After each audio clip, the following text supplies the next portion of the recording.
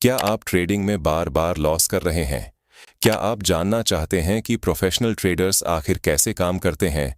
तो आप बिल्कुल सही जगह पर आए हैं। आज के इस वीडियो में हम बात करेंगे ट्रेडिंग स्ट्रैटेजी के उन 10 बेहद ज़रूरी हिस्सों के बारे में जिन्हें जानकर और फॉलो करके आप एक लॉस मेकिंग ट्रेडर से प्रॉफिटेबल ट्रेडर बन सकते हैं। तो चलिए सबसे पहले जानते हैं कि ट्रेडिंग स्ट्रैटेजी क्या होता है। आसान भाषा में ये एक प्लान है जो आपको बताता है कि शेयर या कोई एसेट कब खरीदना है, कब बेचना है और कितना रिस्क लेना है।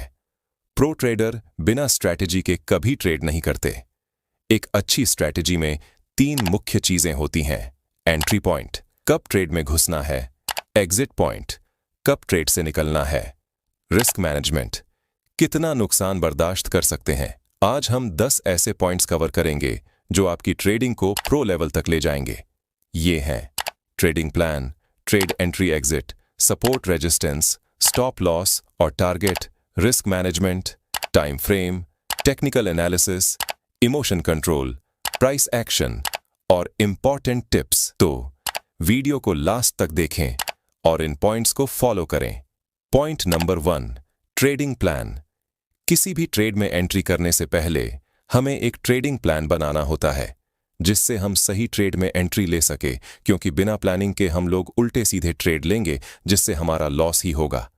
इसीलिए हमें यह पहले से पता होना चाहिए कि कौन सा ट्रेड हमें कब लेना है और कब नहीं लेना है। साथ ही किस इंडेक्स में हमें ट्रेडिंग करना है।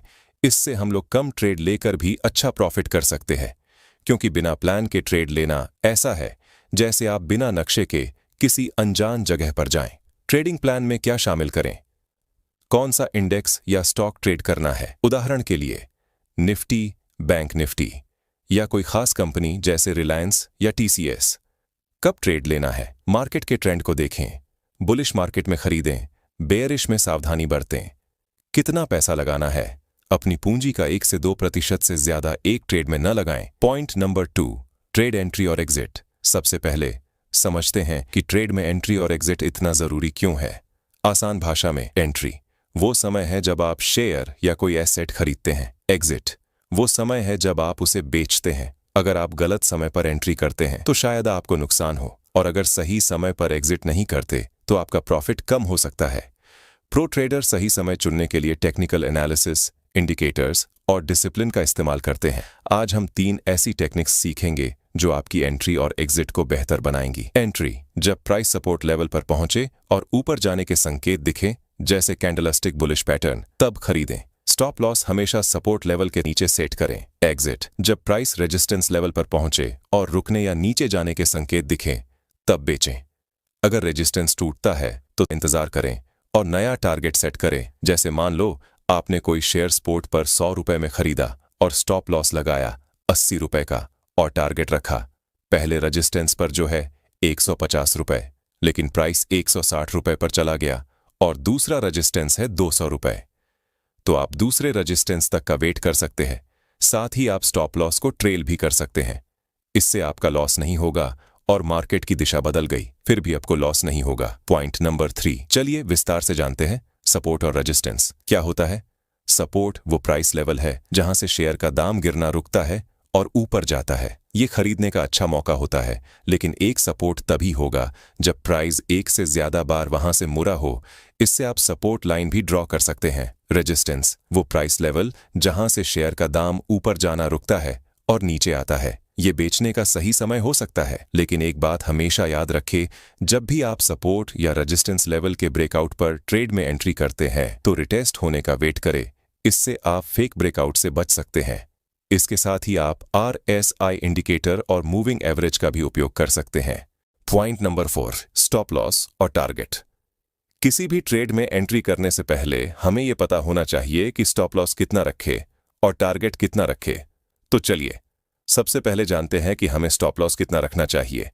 तो स्टॉप लॉस कभी भी हमें ऐसे लेवल पर रखना चाहिए जहां से हिट होने का चांस कम हो। कुछ लोग स्टॉप लॉस को बिल्कुल छोटा रख देते हैं जिससे वो बार बार हिट हो जाता है और अच्छा सेटअप होने के बाद भी लॉस कर देते हैं और प्रॉफिट नहीं होता है और धीरे धीरे बड़ा लॉस हो जाता है।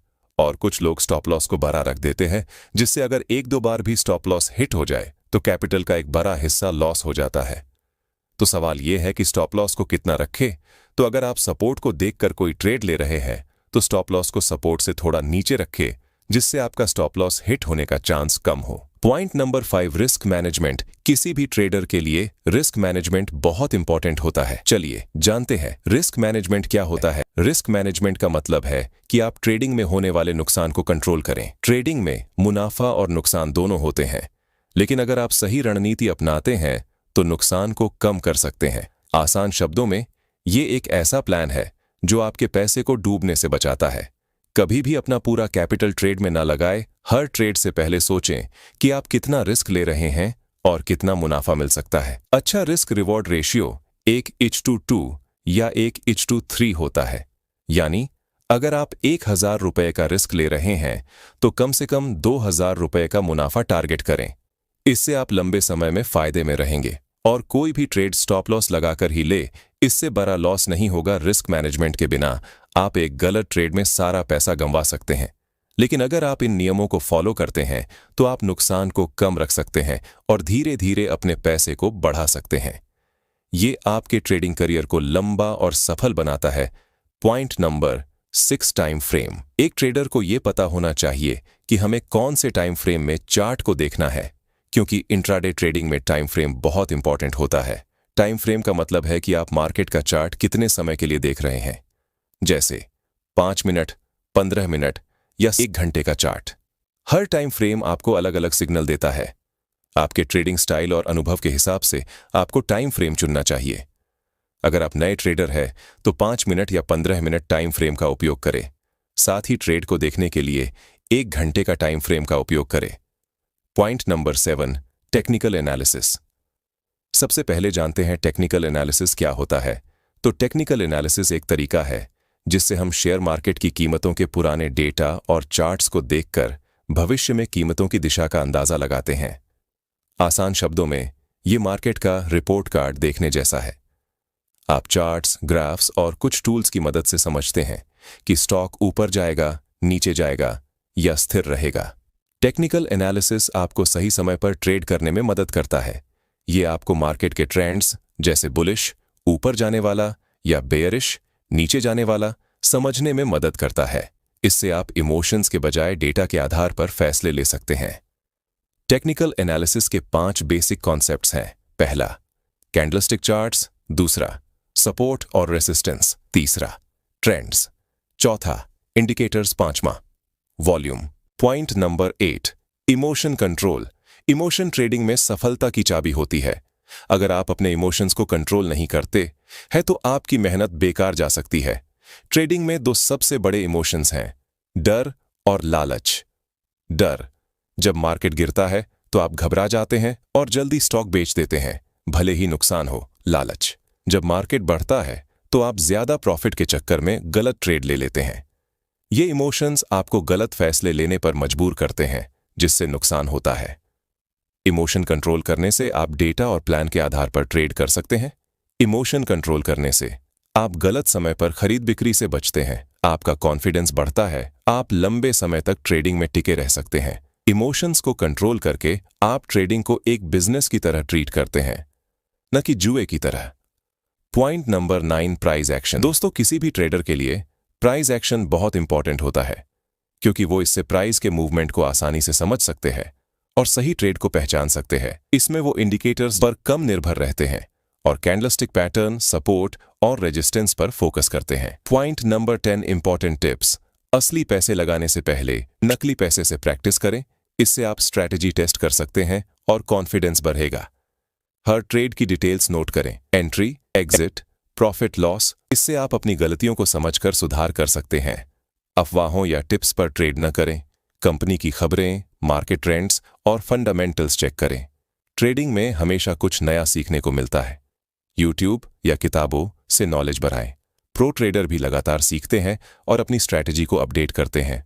दोस्तों, अगर आपको ये वीडियो अच्छा लगा तो लाइक करें और चैनल को सब्सक्राइब करें और कमेंट में बताना आपको किस टॉपिक पर वीडियो चाहिए। और भी हमारी वीडियो आप देख सकते हैं, लिंक डिस्क्रिप्शन में है।